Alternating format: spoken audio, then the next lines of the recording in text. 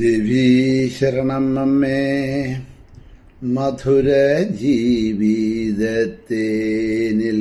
മുക്കിയൊരു കനകമുദ്ര കൊണ്ടാദ്യത്തെ അക്ഷരം വരയുകി കുഞ്ഞുനാവിലാനന്ദമായി സ്വരസുധേ ദേവി അമ്മേ സരസ്വതി. സരസ്വതി മാതാ കി ജയ്. സുപ്രഭാതം, ശുഭദിനം. എല്ലാ ധന്യാത്മാക്കൾക്കും പുലർകാല വന്ദനം. ശ്രീമദ് ദേവി ഭാഗവത നിത്യപാരായണ പരമ്പരയുടെ ഇന്നത്തെ യജ്ഞവേദിയിലേക്ക് സുസ്വാഗതം. ഏകാദശ സ്കന്ധം പ്രഥമാധ്യായം സദാചാര നിത്യകർമ്മ അനുഷ്ഠാനങ്ങളെക്കുറിച്ച് നാരായണ ഋഷി നാരദന് കൊടുക്കുന്ന ഉപദേശങ്ങളാണ് അവലോകനം ചെയ്തു കൊണ്ടുവരുന്നത്. അതിൽ ഇന്നലെ പറഞ്ഞു നിർത്തിയത് നമുക്ക് ലൗകികവും ശാസ്ത്രീയവുമായിട്ടുള്ള ആചാരങ്ങളെ രണ്ടും നമ്മൾ അനുഷ്ഠിക്കേണ്ടതുണ്ട് എന്ന് പറഞ്ഞ് അവിടെ നിർത്തിയപ്പോഴാണ് നാരദൻ ചോദിക്കുന്നത്, ശാസ്ത്രങ്ങൾ അനവധിയുണ്ട്, അപ്പോൾ ധർമ്മം എന്ത് എന്ന് എങ്ങനെ നിശ്ചയിക്കാൻ കഴിയും? ധർമ്മത്തെ ഏത് പ്രമാണം കൊണ്ടാണ് നിർണയിക്കേണ്ടത് എന്ന് പറഞ്ഞു തന്നാലും നല്ലൊരു ചോദ്യമാണ്. കാരണം ശാസ്ത്രങ്ങളെ നമ്മൾ സ്മൃതി പുരാണാനാം എന്ന് പറയുമ്പോൾ സ്മൃതികളാണെങ്കിലും പുരാണങ്ങളാണെങ്കിലും ശാസ്ത്രങ്ങളാണെങ്കിലും അനവധിയുണ്ട് നമ്മുടെ ഹൈന്ദവ ധർമ്മത്തിൽ. എല്ലാറ്റിലും ഒരുപോലെ തന്നെയാണോ പറഞ്ഞിരിക്കുന്നത് എന്ന് ചോദിച്ചാൽ അങ്ങനെയും അല്ല. പല വിധങ്ങളിൽ പലതിലും പറഞ്ഞതായിട്ട് നമുക്ക് കാണാൻ പറ്റും. അപ്പോൾ അങ്ങനെയുള്ള സാഹചര്യത്തിൽ എന്തിനെയാണ് അനുഷ്ഠിക്കേണ്ടത് എന്നുള്ളത് അറിയണ്ടേ? ഏതിനെയാണ് പരമമായിട്ട് അനുഷ്ഠിക്കേണ്ടതായിട്ടുള്ളത്? ഒരു ഇലയിൽ വിളമ്പിരിക്കുന്ന മാതിരി 10 കൂട്ടങ്ങളുണ്ട്, 10 കൂട്ടവും കൂട്ടിക്കഴിക്കാൻ നമുക്ക് വിരോധമില്ല. അപ്പം സദ്യ ഉണ്ടെന്ന മാതിരി അല്ലല്ലോ ഈ ധർമാധർമ്മങ്ങളെ അനുഷ്ഠിക്കേണ്ടത്. എല്ലാറ്റിനെയും അനുഷ്ഠിക്കാനും പറ്റില്ല. കാരണം പരസ്പരം വിരുദ്ധമായിട്ടുള്ളതൊക്കെയുണ്ട്. അപ്പം ഏത് ഒന്നിനെ എടുക്കുകയാണ്, ഒരു ധർമ്മത്തിനെ അനുഷ്ഠിക്കുകയാണെങ്കിൽ ഏതിനെ അനുഷ്ഠിക്കുക? അത് വലിയൊരു നമ്മുടെ ഇടയിൽ ഇപ്പം ഇന്നുള്ള ഒരു ചിന്താവിഷയമാണത്. ഏതൊന്നിനെ പിന്തുടരണം? ദേവി ഭാഗവതം കേട്ടു, അതിൽ ചിലതൊക്കെ പറഞ്ഞു. ഭാഗവത മഹാപുരാണം കേട്ടു, അവിടെ ആചാര്യൻ വേറെന്തൊക്കെയോ പറഞ്ഞു. ഇനി വേറെ എവിടെയെങ്കിലും പോയി ഗണേശപുരാണം, ശിവപുരാണം, ഏതെങ്കിലും പുരാണങ്ങൾ കേട്ടു, അതിൽ പലതും വ്യത്യസ്തമായിട്ട് പറയുന്നുണ്ട്. ഗീതാജ്ഞാന യജ്ഞത്തിന് പോയി, രാമായണം കേൾക്കാൻ പോയി, അവിടെ പലതും പറയുന്നുണ്ട്. അപ്പം ഏതിനെ അനുഷ്ഠിക്കുക അല്ലേ? നമ്മുടെ ഉള്ളിൽ ആ ഒരു ശങ്ക ദൃഢമായിട്ട് ഉറച്ചു വരുന്നുണ്ട്.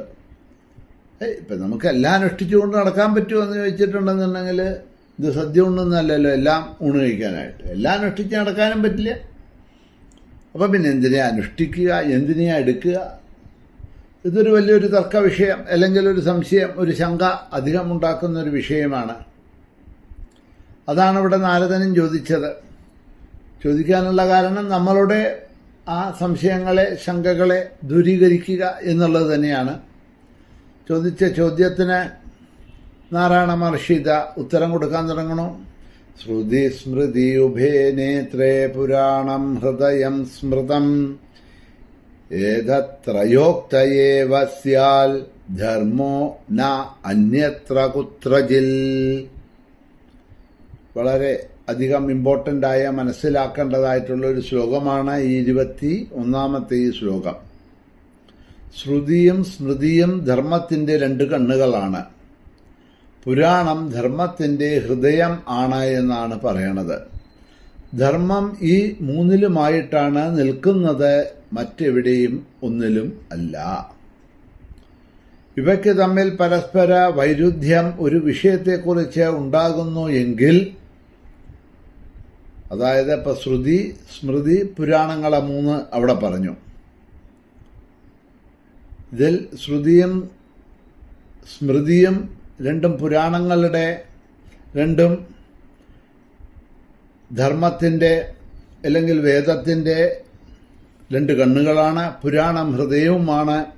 ഇത് 3നെയാണ് അവശ്യം സ്വീകരിക്കേണ്ടത്, അനുഷ്ഠിക്കേണ്ടത്. മറ്റൊന്നിനെയും നോക്കേണ്ടതായിട്ടുള്ള ആവശ്യമില്ല. അപ്പം മറ്റുള്ളതിനെയൊക്കെ വിടുക, ഈ 3 എണ്ണത്തിനെ മാത്രം പിടിക്കുക.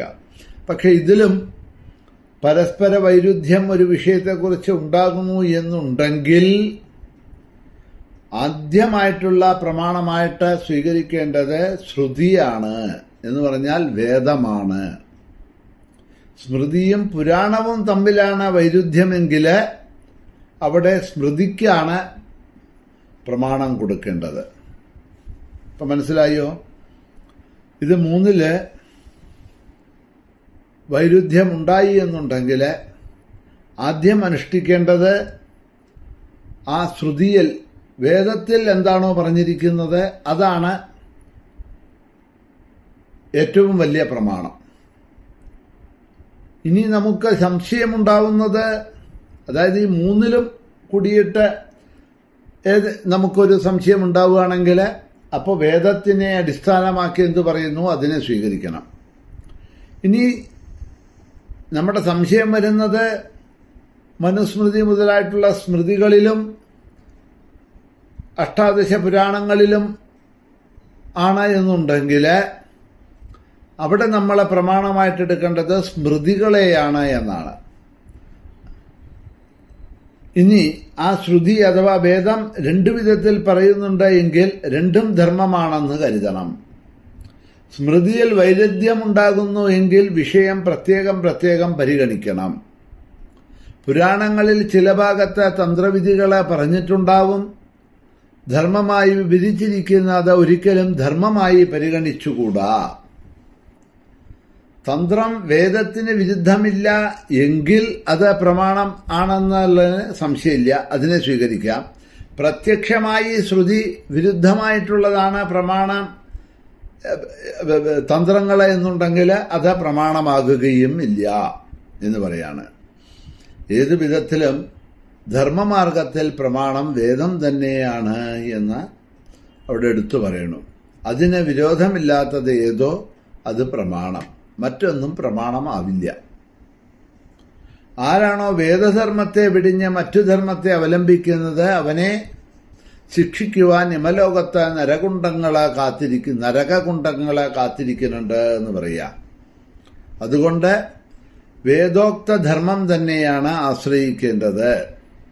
സ്മൃതിയും പുരാണവും മറ്റു തന്ത്രങ്ങളും എല്ലാം വേദ അടിസ്ഥാനമാണ് എന്നതുകൊണ്ട് അതൊക്കെ പ്രമാണമാകണു എന്ന് മാത്രമേ ഉള്ളൂ. അപ്പോൾ ഒരു സംശയം നമുക്ക് എന്താണ് അനുഷ്ഠിക്കേണ്ടത് എന്ന് വന്നാൽ നമ്മളെ അപ്പോൾ ഏതിലേക്ക് പോകണം?